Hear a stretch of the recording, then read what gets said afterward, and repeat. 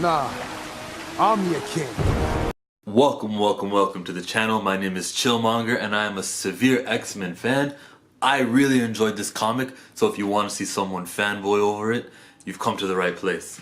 Uncanny X-Men issue number Legacy 633.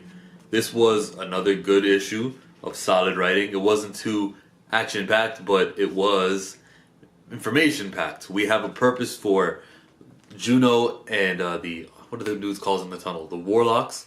They all have a new home. They are taken care of, and it really feels like the writer was cramming in a bunch of stuff. Like, he knows the War of Realms and what's happening. Age of X-Men has a limited amount of issues to go. So what's that, 4 months left? And he's just like, gotta get it all in. A lot of pages here. He's just showing off. Mathew Rosenberg is just showing off his X-Men knowledge with Valerie Cooper over there from the Office of National Emergencies. She's not with them anymore. They allude to it being Donald Trump who she works under. They shouldn't ever say that it's Donald Trump, not because of, what he's a good president or not, but because it would time the book. So good job by keeping it not discreet, but not saying not discreet, by keeping it discreet. So Valerie Cooper, Cyclops and Wolverine ask her for a favor. And Wolverine does this thing where he acts like he's harder than he really is. You're not going to kill anybody. He doesn't kill anyone. He never actually, snicked and I didn't even plan that. It just happened to be in my hand. He doesn't actually do that anymore. He's family-friendly Wolverine. If anything, he gets hurt, which we'll see later on. And so she will give them a mission later on in the story. But their main objective at this point of the story was to find a mutant. All mutants who are out and about. Some idiot mutant named Reaper Hura-Geb. Someone I've never heard of. And I started reading X-Men from the 2004 Astonishing with Joss Whedon. I started reading that after House of M. I read the new X-Men. I read X-Men Legacy. That turned into... And all the way until AVI. I don't know who Reaper Hura-Geb is at all. But, he exists and he's a dumbass. So he has a cell phone that Hope gave him. Hope is the leader of the Mutant Liberation Front, people I do know. And she is going to call him just to check back, do you still want to join us or not? And they said next time she asks, you let her know that you're part of the team. Cool. So we get an answer to the Hope stuff. That's how the other book ended. Alright, but what was this book's purpose? The Warlocks. So after they cornered him down, Dark Beast was also part of that basement jail. They waste no time. You want to find the Marauders? It's over here.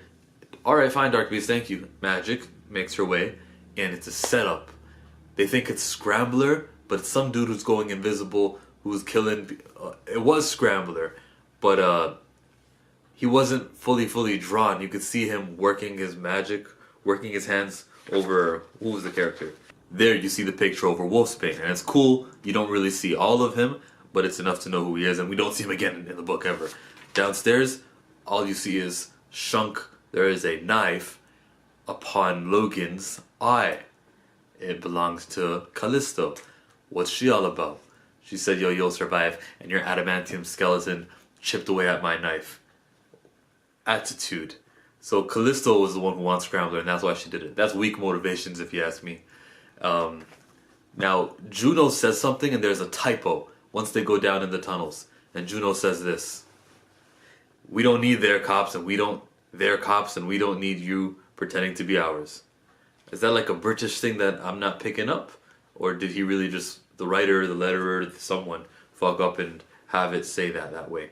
I'll move on. It's a typo. Unless you know otherwise, comment section, please. He says, save you, we're all that's left. And you can see, visual storytelling, which is what Mathew Rosenberg is great at. Not just good at, he's great at this. He could say words like there's only about 8 of us, but he'd rather show us this. Next we move on. We don't take any time to show travel. We're in Chernaya. We're in Chernaya, northern border. I had to check it up. Where is this place? It's on the Punisher. It's somewhere that was on the Punisher book. Mathew Rosenberg also wrote Punisher. Alright, I make the connection. That's all good. He's gonna do that. Like Dark Beast got resurrected in a book he wrote, Secret Warriors. That's Mathew Rosenberg. It's your book. You can do this. And he's setting up the place.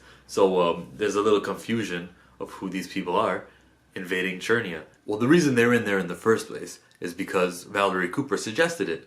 And if they take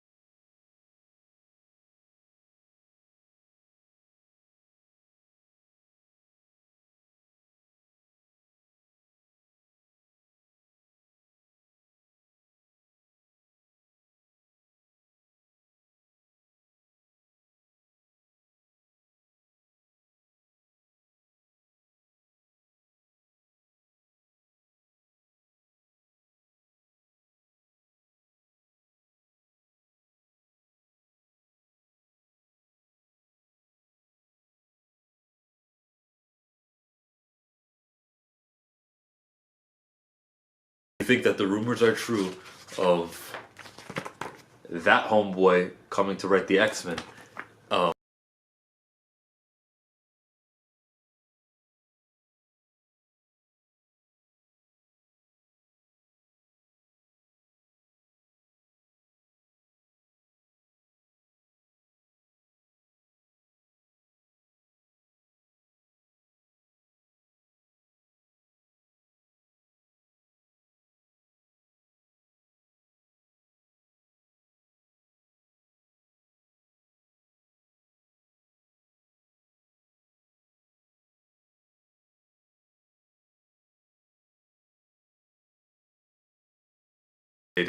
not that X-Men Gold was wrong. I liked it, and I liked Astonishing. He wrote Astonishing, the last 5 issues.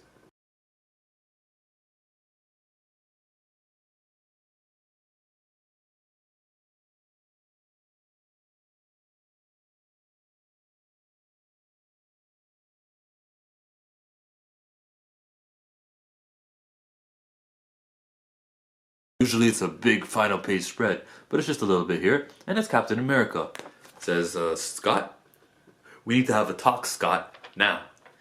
He meant business, man. It's Captain America. I like this book. Oh, also, Juno. What's Juno's real name? Pyro. His code name is Pyro. Pyro said something like, yo, when you get to the Marauders, I want to stick to the team until that happens, and then I'll finally go back to the Morlocks and take care of Shogo. That would be Jubilee's baby. That's the comic book review. I'm enjoying this. I'll give it an 8, especially because of that typo. Down to an 8. But I like this book. This Uncanny X-Men stuff it does feel like rehab, because, and it's not because, that's what point I was trying to make. Not because the gold was bad and red was bad. I enjoyed those too. But this is the whole team. All the mutants. This is affecting everyone. And it feels relevant. And it feels like it's not just a story. X-Men Red felt like it was just a story. It started off cool with Jean Grey. What did Jean Grey say? I remember Jean Grey talking to Nightcrawler on that cliff about, this is my vision, shared it with him, and he was all in amazement. Ooh, the vision, this was the goal we're gonna... And we never really got there. The book was cancelled after 11 issues. So that we can get this. In a podcast interview that I recommend you watch from like 3 days ago, Mathew Rosenberg said that X-Men Red will get a hint in the next few issues coming soon. It wasn't this, unless I missed it, but I don't think it was this. We'll see what goes on. Hey, with Rogue and Gambit, they went to space to the Shire Empire. They did that thing, it took care of it. Then they had a party at home, and Gambit's old friends were visiting him, and they were a threat to him. Where's Rogue and Gambit? I don't think I read issue number 8, so Mr. and Mrs. X, so I don't know. But this team it's forming, slowly but surely it's forming. And now that I remember, actually, Rogan Gambit, Mr. and Mrs. X, takes place before the whole thing happened with the X-Men. Age of X-Men thing happened. Before he said no more mutants. It takes place before that background noise. I don't want to end this video. I kind of want to continue talking. But in the sake of being not redundant, my name is Chillmonger. If you enjoy a fan watching and reading Uncanny X-Men, then go ahead and subscribe to my channel over there. And if you don't enjoy me, then I would strongly recommend you never watch one of my videos again. Asshole.